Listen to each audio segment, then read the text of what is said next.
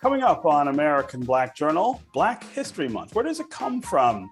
We're going to have a conversation with the head of the organization that founded the annual celebration of history and pride. We'll also get the details on an event that will promote African American literacy, and we'll hear a really wonderful performance from the Sphinx Competition.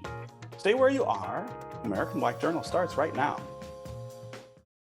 From Delta Faucets to Behr Paint, Masco Corporation is proud to deliver products that enhance the way consumers all over the world experience and enjoy their living spaces. Masco, serving Michigan communities since 1929.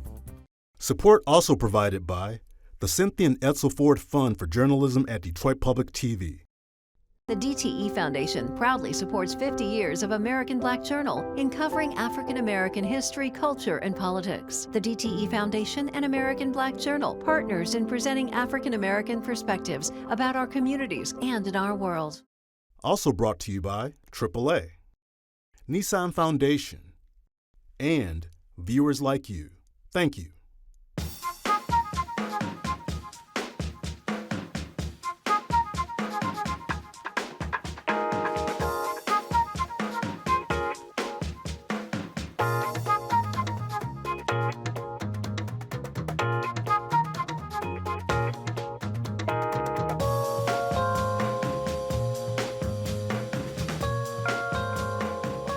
Welcome to American Black Journal. I'm Stephen Henderson. As you may know, Black History Month began in February 1926 as Negro History Week. The celebration was created by noted African American historian and educator, Dr. Carter G. Woodson, and it later grew to include the entire month of February. Dr. Woodson was also the founder of what is now the Association for the Study of African American Life and History, known as ASALH. This year, the organization is focusing on Black health and wellness for its Black History Month virtual festival. Here's my conversation with ASALH president, Dr. Marvin Delaney. So I think I want to start here.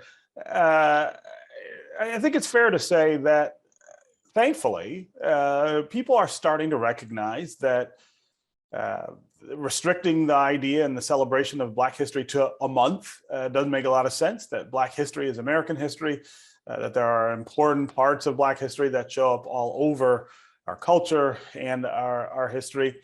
So then I think some people are saying, so why still have a month like Black History Month if we're moving toward a more general understanding of the integration of Black history with American history?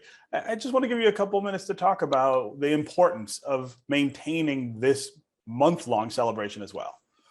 Sure. You know, I've been engaged in the study of African American history for, I'll say about 50 years.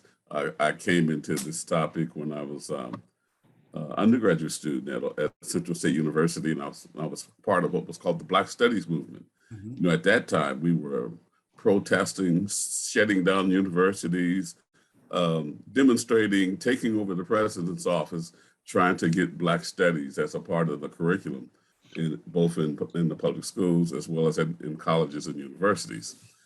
It was a long struggle, a long and difficult struggle.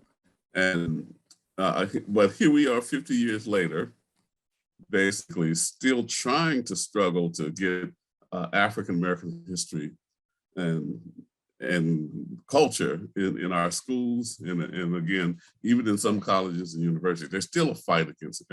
As you witnessed recently, this whole notion about critical race theory, and that it's making white students and white people in general feel bad because they have to learn Black history and read authors such as Toni Morrison. So here we are, 2022. 107 years after Carter G. Woodson founded the Association for the Study of Negro Life and History, yet we're still facing this idea that Black history should not be taught in the schools. At least they're not now saying, like they said, like one of Woodson's teachers told him at Harvard, that Negroes had no history. Yeah. But now we're facing the fact that whites in general don't want to learn Black history. They think it's, makes them feel bad. And, of course, I always use the line, for some reason, they're ashamed of their history, when in reality, Black history, as you pointed out, is a part of American history. So we have to continue to do Black History Month because we still don't have the infusion and the comprehensive inclusion of African American history and culture in American school curriculums. You know, we're still not part of this master narrative, except maybe for Martin Luther King and Rosa Parks. But as you know, our history goes well beyond Martin Luther King and Rosa Parks. You know, we were a part of almost every aspect of and every period of American history, from the colonial period to the American Revolution, to the antebellum period, all of the wars, from the Revolutionary War to the Civil War, World War I, World War II, and so on. Yet, here we are, as I said, in 2022, still fighting these same old battles that, you know, as I said, it's almost like I've been fighting these battles for 50 years. I can remember in one of my first academic appointments, you know, the students asked me, why do you people have to have a whole month to celebrate your history? And of course, their pushback was, we don't have a month to celebrate white history. And of course, I was able to point out very easily, we celebrate white history every day. All year, right? Every month. You know, it's actually, you know, we get overwhelmed by it. We all know the stories, you know, Paul Revere and Abraham Lincoln, but indeed, those stories in the master narrative usually do not include. Yeah, they exclude it. Yeah. Yes, our stories are excluded. Yeah. So, you know, I told an interviewer the other day, I want them to put me out of business. That is, since I dare you to put me out of business, right? Put me out of business by indeed including the story of African Americans in our master narrative. Yeah. You know, during Black History Month, I get to run around a lot. Not so much now because of COVID, but almost every year, you know, for 50 years, I get these calls in February. Will you come out and do a presentation on Black history? You know, will you help us celebrate Black History Month? Well, as I said, put me out of business. All you got to do is include African American history in the master narrative and teach it along with American history for 12 months. Right. We wouldn't have to do Black history. Then we'll be good, right? Yeah. So I do want to talk about this year's focus, Black health and wellness, and what that means in 2022 and what it will mean this month in terms of the things that you guys highlight. Sure. As you know, we decided the theme for Black History Month at least 2 years in advance. Mm-hmm. And it just so happens that our theme for this month or this year, Black health and wellness, fits, I won't say nicely, but indeed has, you know, been sort of coincidental with this terrible pandemic that we're suffering through. And so as a result, we indeed have designed our programs through ASALH and online, by the way. We're doing virtual presentations to deal with Black and health and wellness in a variety of ways. One of the sessions is, in fact, it's called Black Bodies One. You know, looks at how Blacks have been exploited for medical science in this country. You know, from Marion Sims to the Tuskegee study to the use of Henrietta Lacks's cells. Then we also have Black Bodies 2, which looks at normal, what do they call this? It looks at how NFL players, you know, don't get the same consideration in terms of dementia and those concussions that white players get. So we're looking at various aspects then of our African American health and wellness, looking at indeed how COVID is sort of indicative of the disparities that Blacks face in terms of health and wellness in this country. Yeah, and I think that's a really important point to make. There's been a lot of talk about the disproportionate effect of COVID on the African American community, and of course here in Detroit, I mean, this is ground zero for the incredible pain and sorrow that we as African Americans are suffering because of it. But it's not a COVID problem. That is an American health problem that is playing out through this deadly disease. It existed before COVID. All of these problems, all of these disparities have been with us forever. COVID makes it more in plain sight, I suppose, and the effects of it are more devastating than some of the other things. Yes, and you know, as you said, all of this has existed for years. One of the conferences that I used to attend before COVID was the National Conference on Health Disparities. Mm-hmm. And of course, at those conferences, almost every year, you know, you learn of what they call the social determinants of health, Mm-hmm. how income, where you live, the food deserts, and the type of work that African Americans engage in, the use of African Americans communities as dumping places for environmental hazards. All of those things have affected our health, again, well before COVID. So, and indeed, one of the things I learned at this conference was that Black men had the worst health outcomes than any other group of people in our country because of the type of jobs we have, stress, and the fact that indeed some of us don't go to see the doctor or the dentist. And so, yeah, we indeed became, you know, the highest risk group then for COVID. And I'll just say this: I lost a cousin to COVID because of, you know, his susceptibility to, you know, negative health outcomes. Yeah. Okay. Well, congratulations again on the work for Black History Month, and here's hoping someday they will put you out of business. Let's hope so. Thanks for being here. Detroit Book City is shining a light on literacy during Black History Month. The bookstore is going to hold its 6th annual African American Family Book Expo on February 19th. The event features several Black authors, giveaways, and of course, lots of books for adults and for children. I spoke with the president of Detroit Book City, Janice Haynes, and the event's featured guest author, Dr. Lathardas Goggins II.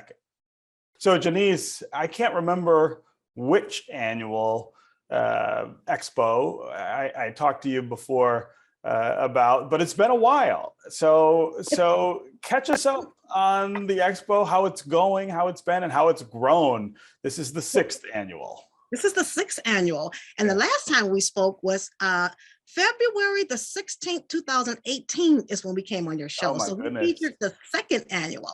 Okay. This is so exciting. We're so excited to be back. I tell you, this pandemic thing, man, it really threw us for a loop, you know. Yeah. Back then, you know, I think we had just opened up the bookstore on Greenfield Road, and we were operating successfully. We're inside the school systems. We were getting corporate orders for bulk book orders. And then, of course, here come the pandemic, which put us down for about a year and a half. We closed April 2020, and we just reopened, thankfully, January 8th. And now we're in Lathrop Village on Southfield Road. Okay. So we're still alive. This is our 5th year. We're really excited. We're excited about the African American, you know, that's our biggest event. I think our first event, we drew out like 2,500 people. Wow. So, you know, this is exciting to be back. That's all I can say. We're excited. Of course, the scale of the event is much smaller because of the pandemic, and we have to practice safety measures, but we are back, and we are back and alive with books. So preserving literacy in the Detroit community. So I want to give you just a little bit of time to talk about books. I mean, I'm a great lover of words and ideas and books and magazines and newspapers. There are a lot of people who say we don't need those things in the same way we used to, and that we don't need bookstores in the same way they used to. So talk about what the real role is of bookstores right now in the middle, not just of this pandemic, but of this real transition in technology. Well, you know, books are here to stay. It's fundamental. Reading is a superpower, you know. The African-American community needs to have more access to our books, and it needs to be in the community. Reading, how important is reading? You know, it helps you function as an adult. It helps you function as a child. And the bookstores, it's an essential part of it. I mean, African Americans can't read if we don't have access to our books. So the independent bookstores are super important. Look at the initiative they have going on now. Shop small, shop local, shop indie bookstores. I mean, we even have the American Booksellers Association that came after Black bookstores now. They know how important it is. You know, it's a social change going on right now. When is the best time to read? Right now. They say, well, if you want to find out some true information, some facts, statistics, you'll find it in a book. Yeah. So the physical book is not going anywhere. It's here. And thanks to the millennials. Yeah. And of course, reading for joy. You know, that's the one thing that I've always reveled in, is that books and other publications can take you to places you've never been. They can plant ideas that you never had, and they can thrill you in a way that that almost no other medium can. Absolutely. And it's like a comfort zone. It's the smell, it's the feel. It's like once you get immersed in a book, there's no distractions. You can actually shut the door, cut the phone off, turn the laptop down, and you can have an intimate moment with a book and really enjoy it. I mean, today, you have adults that read children books, you know, because they like the picture. Picture books tell stories. I mean, not even that. You know, older people are still reading. We have senior citizens that come in our store to get books. Yeah. They like poetry. You know, poetry is a way of life. You know, it's your soul, it's your spirit. So, you know, tapping into a book, it enlightens your whole mindset. It takes you to a whole nother level. And like you said, joy, the joy of reading. That's our tagline, the tagline at Detroit Book City, the joy of reading for the entire family. So there's a lot of joy in books. Yeah, yeah. So Lathartis Goggins II, you are coming to the middle of all of this celebration of books, and you'll be the featured author. Tell us a little more about yourself and about your connection to this festival. Well, I am a longtime lover of scholarship and the independent Black bookstore. I'm out of Akron, Ohio. It has been the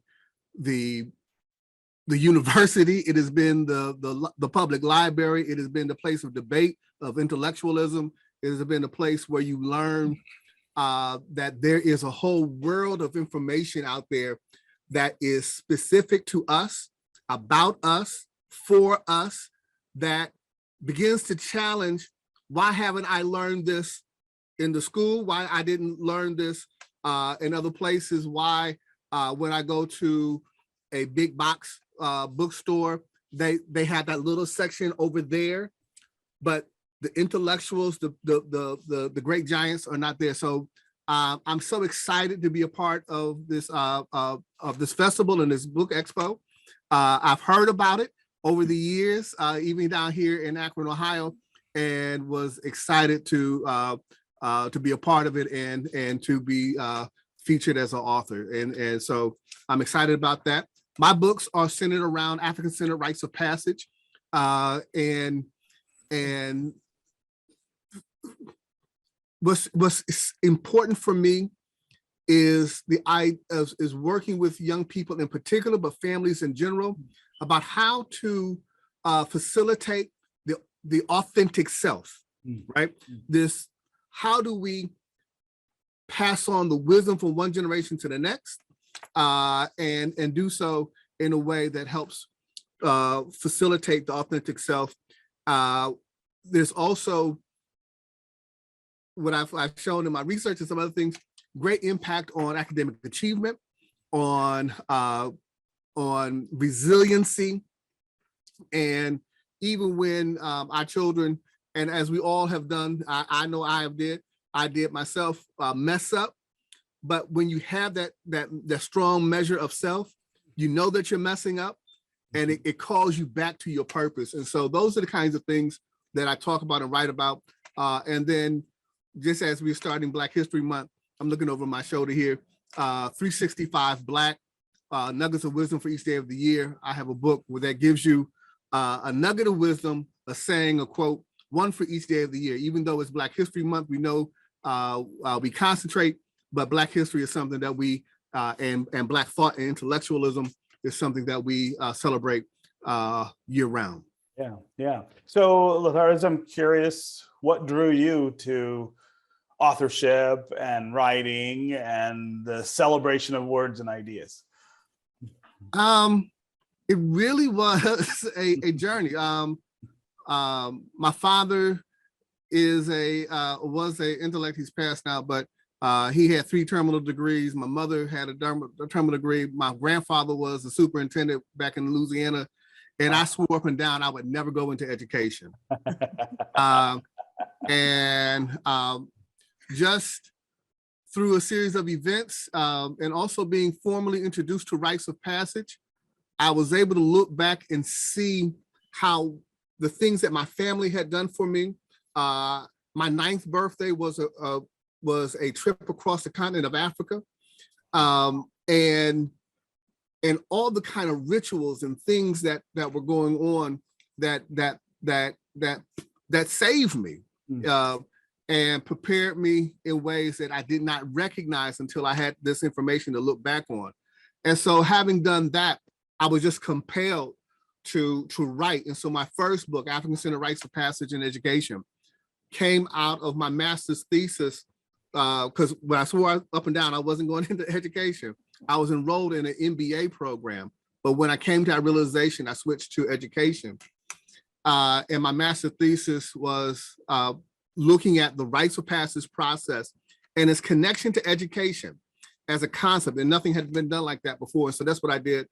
And that what really got me moving in this direction. The scholarship and the commitment and the conviction that I had to get this information out and to honor the scholars that came before me and make these connections between big concepts. A lot of people were addressing at-risk youth and looking at us through a deficiency analysis. And what became clear is that the strength and the resiliency that is inherent in our community was always there, has always been there, had to be uplifted and brought back into our consciousness. Yeah. And so those are the kind of things that motivated me to get me into this. Yeah. I mean, you're a perfect featured author. See why I chose him, Stephen? Yeah, right. You chose well, Janice. Well done. Yeah. Well, Janice, again, congratulations on. Thank you. We're excited. We're excited. And Lathartis, we really look forward to you being here with us in Detroit. I appreciate it. I look forward to making the trip. I'm glad and very appreciative. Yeah. Okay. Thanks for being here. Thank you. Thank you. That'll do it for us this week. Thanks for watching. As always, you can always find out more about our guests as well at AmericanBlackJournal.org, and you can connect with us on Facebook and on Twitter. We're going to leave you with a performance from this year's Sphinx Competition, which you can watch right here on Detroit Public Television on February 21st at 9 p.m. Here is bassist Kebra Sain Charles. Enjoy, and we'll see you next time.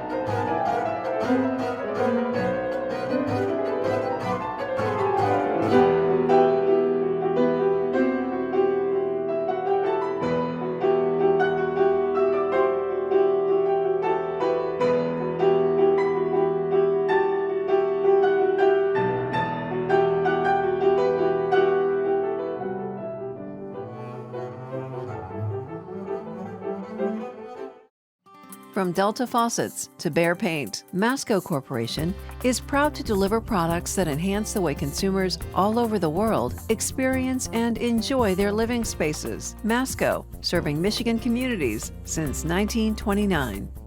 Support also provided by the Cynthia and Edsel Ford Fund for Journalism at Detroit Public TV. The DTE Foundation proudly supports 50 years of American Black Journal in covering African American history, culture, and politics. The DTE Foundation and American Black Journal, partners in presenting African American perspectives about our communities and in our world. Also brought to you by AAA, Nissan Foundation, and viewers like you. Thank you.